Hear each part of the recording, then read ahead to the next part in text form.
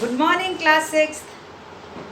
आज की क्लास में हम सीखेंगे हस्त मुद्राओं के बारे में। कथक नृत्य में हस्त मुद्राओं का बहुत महत्व होता है। जब भी हम किसी भी चीज़ को बताते हैं, जैसे बांसुरी बजाना, तो हस्त मुद्रा बनी यहाँ पर अराल हस्त, और इस तरह से मैंने हाथ ऊपर किया तो ये बांसुरी बन गई। तो इन उंगलियों से मैंने बांसुरी बनाई। उसी प्रकार गोपिका मटकी पकड़ना, तो ये हाथ सर्प शीश, ये हाथ से मटकी को उठाना। उसी प्रकार घूंघट लेना, या फिर रास्ता दिखाना, या फिर बिजली दिखाना, या फिर मोर के पंख दिखाना। इसके अलावा कृष्ण जी को भी हम दिखाते हैं मोर का पंख यहाँ और बांसुरी।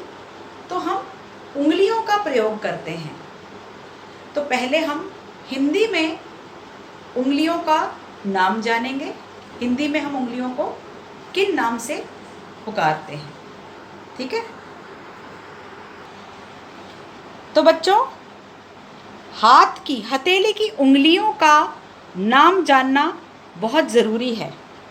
जैसे मैं आपको इंग्लिश में पहले बताती हूँ। आप इसको थंब बुलाते हैं, इसको आप इंडेक्स फिंगर बोलते हैं, इसको आप मिडिल फिंगर बोलते हैं, ये रिंग फिंगर और ये लिटिल फिंगर, राइट। तो हिंदी में इनके नाम हैं, थंब को बोलते हैं अंगुष्ठ, और जो इंडेक्स फिंगर है उसका नाम है तर्जनी, और मध्यमा मिडिल फिंगर को कहते हैं, अनामिका जो कि रिंग फिंगर का नाम है, और कनिष्ठा। आप अपनी नोटबुक में इसको बना सकते हैं और इसको लिख सकते हैं इसी प्रकार: कनिष्ठा, अनामिका, मध्यमा, तर्जनी और अंगुष्ठ। बच्चों, अभी अभी मैंने आपको कुछ पोजेस बना के दिखाए थे, जिसमें मैंने अपने अंगों का प्रयोग करते हुए हाथ की उंगलियों का भी प्रयोग किया था, बांसुरी बनाने में, रास्ता दिखाने में, ठीक है, और मटकी पकड़ने में, घूंघट पकड़ने में, या मोर बनाने में। तो इनको कहते हैं असंयुक्त हस्त मुद्राएं। दो प्रकार की हस्त मुद्राएं होती हैं, संयुक्त और असंयुक्त। आज हम असंयुक्त हस्त मुद्रा यानी कि एक हाथ से बनने वाली मुद्राओं के बारे में पढ़ेंगे, ठीक है। इसको आप लिख लीजिए अपनी कॉपी में। तो जितनी भी शास्त्रीय नृत्य हैं उनमें इन असंयुक्त और संयुक्त हस्त मुद्राओं का बहुत महत्व होता है। इनकी संख्या पूरी कुल 28 होती है। आज हम पहली 5 के बारे में पढ़ेंगे। उनका नाम है पताका हस्त, त्रिपताका, अर्ध पताका, करतरी मुख और मयूरा। इसको हम बनाना भी सीखेंगे और इनके उपयोग भी सीखेंगे। तो बच्चों, सबसे पहले मैंने बताया था पताका हस्त। पताका हस्त अपने सारी उंगलियां जुड़ी हुई होती हैं, और जो अंगुष्ठ होता है वह आपकी तर्जनी उंगली के साथ जुड़ा हुआ होता है। इस प्रकार इसका उपयोग है आशीर्वाद देना, रोकना, पानी की लहर दिखाना, धूप, जब धूप होती तो हम ऐसे करते हैं ना, बड़ी तेज धूप लग रही है तो हम पताका हस्त का उपयोग करते हैं। उसी प्रकार दरवाज़ा बंद करना, दरवाज़ा जब हम बंद करते हैं, ऐसे बंद करते हैं ना, तो नृत्य में जब जब अभिनय होता है तो इन हस्त मुद्राओं का प्रयोग होता है। तो सबसे पहले आज हमने सीखा पताका हस्त। दूसरा हस्त है त्रिपताका। त्रिपताका में आपकी जो इंग्लिश में बोल रही हूँ, रिंग फिंगर को आप नीचे कर देते हैं। इस प्रकार बाकी सारी उंगलियां ऊपर की तरफ होती है। तो इसको हम कहते हैं त्रिपताका। मैं ऐसे बना के दिखाती हूँ।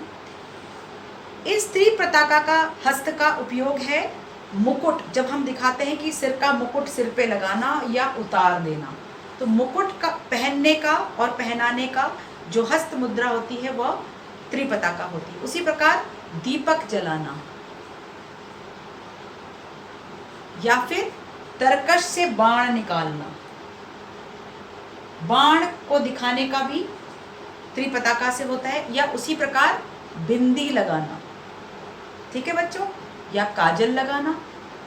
तो बच्चों तीसरा हस्त असंयुक्त हस्त मुद्रा है अर्धपताका। अर्धपताका के अंदर पताका हस्त ये हुए, और जो आखिरी 2 उंगलियां हैं आपकी लिटिल फिंगर और रिंग फिंगर को आपको नीचे करना है।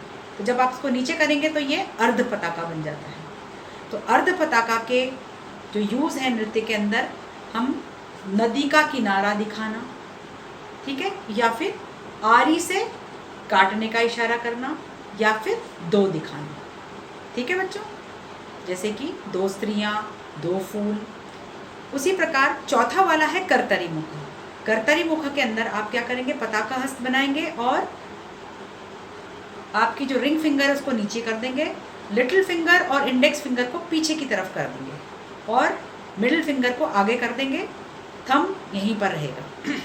मैंने अभी हिंदी वाले नाम नहीं बोले हैं, आप पहले उन नाम को याद कीजिए, अगली मुद्राओं में हम हिंदी के नाम यूज़ करेंगे, ठीक है। इसके अंदर कर्तरी मुख का है बिजली दिखाना, या फिर आँख का कोण दिखाना। जब हम आंखें दिखाते हैं नृत्य में तो ऐसे हाथ से दिखाते हैं कर्तरी मुख से। उसके बाद बनता है मयूर हस्त। तो कर्तरी मुख में ही जब आप थंब को आपकी रिंग फिंगर से जोड़ देते हैं तो वो क्या बन जाता है, मयूर हस्त। मयूर हस्त, मयूर हस्त में मोर दिखाना। जब हम मोर दिखाते हैं तो मयूर हस्त का प्रयोग करते हैं। उसी प्रकार मोर, इससे चोटी बनाने का भी इशारा किया जाता है, या फिर तिलक लगाना, किसी को तिलक लगाने के लिए भी हम मयूर हस्त का प्रयोग करते हैं। तो बच्चों आज सिखाए गए सारे हस्त मुद्राओं को आप बनाना सीखेंगे और इनके प्रयोग का सारा वर्णन आप याद करेंगे।